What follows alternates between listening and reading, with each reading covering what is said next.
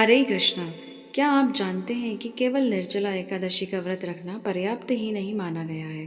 धर्मशास्त्रों में कहा गया है कि यदि पारण सही समय पर और सही विधि से ना किया जाए तो व्रत का पूर्ण फल प्राप्त नहीं होता है। इसलिए एकादशी व्रत जितना महत्वपूर्ण माना है उतना ही उसका महत्वपूर्ण पारण भी है।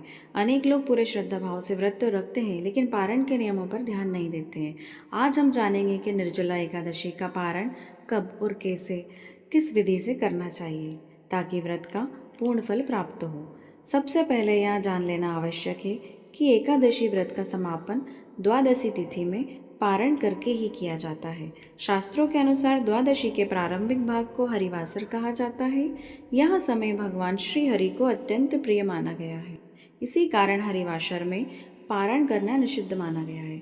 व्रती को हरिवासर समाप्त होने की प्रतीक्षा करनी चाहिए और उसके बाद ही व्रत खोलना चाहिए। साथ ही पारण द्वादशी तिथि के भीतर ही करना चाहिए क्योंकि बाद में किया गया पारण शास्त्र सम्मत नहीं है। पारण के दिन प्रातःकाल ब्रह्म मुहूर्त में उठकर स्नान करें, स्वच्छ सात्विक वस्त्र धारण करें, घर के मंदिर में दीप प्रज्वलित करें और भगवान विष्णु का श्रद्धापूर्वक ध्यान करें।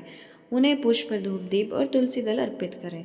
यदि संभव हो तो विष्णु सहस्त्र नाम अथवा गीता का पाठ करें। साथ ही श्रद्धा से भगवान का स्मरण करते रहें।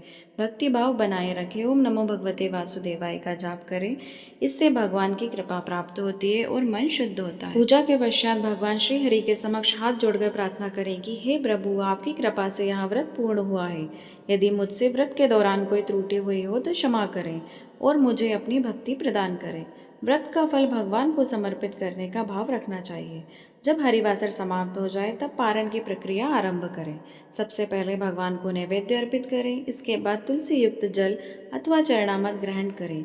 यही पारण का मुख्य और अंतिम महत्वपूर्ण नियम माना गया है। सनातन परंपरा में तुलसी भगवान विष्णु को अत्यंत प्रिय है, इसलिए तुलसी युक्त जल से पारण करना विशेष शुभ माना है। इसके बाद फलाहार ग्रहण करें और फिर सात्विक भोजन करके व्रत का समापन करें। पारण के समय भोजन भी सात्विक होना चाहिए। भोजन में लहसुन, प्याज, मांसाहार, मदिरा और तामसिक पदार्थों का सेवन ना करें। व्रत के बाद भी संयम और पवित्रता बनाए रखना आवश्यक है। भोजन भगवान का स्मरण करते हुए शांत मन से ग्रहण करना चाहिए और यही श्रेष्ठ है। धर्म ग्रंथों में दान पुण्य को भी पारण का महत्वपूर्ण अंग बताया गया है। निर्जला एकादशी के पारण के दिन जल से भरा कलश, अन्न, वस्त्र, छाता, फल अथवा अपनी श्रद्धा अनुसार दक्षिणा का दान करना शुभ है। ऐसा माना जाता है दान करने से व्रत का पुण्य और बढ़ जाता है तथा भगवान की विशेष कृपा प्राप्त होती है। पारण के दिन क्रोध, विवाद, कटु वचन और असत्य भाषण से भी बचना चाहिए। व्रत का उद्देश्य केवल भूखे रहना नहीं बल्कि मन, वचन और कर्म की शुद्धि भी है। इसलिए इस दिन मधुर वाणी बोले, जरूरतमंदों की सहायता करें और भगवान का स्मरण करते रहें। मान्यता है कि जो भक्त श्रद्धा, नियम और विधि के साथ निर्जला एकादशी का व्रत रखकर द्वादशी में पारण करता है उसे भगवान श्री हरि की विशेष कृपा प्राप्त होती है।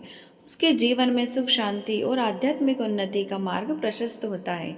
अंत में भगवान श्री हरि का स्मरण करते हुए यह मंत्र बोले, ओम नमो भगवते वासुदेवाय, और प्रार्थना करें, हे श्री हरि, अटूट भक्ति प्रदान करें तथा मेरे जीवन का कल्याण करें।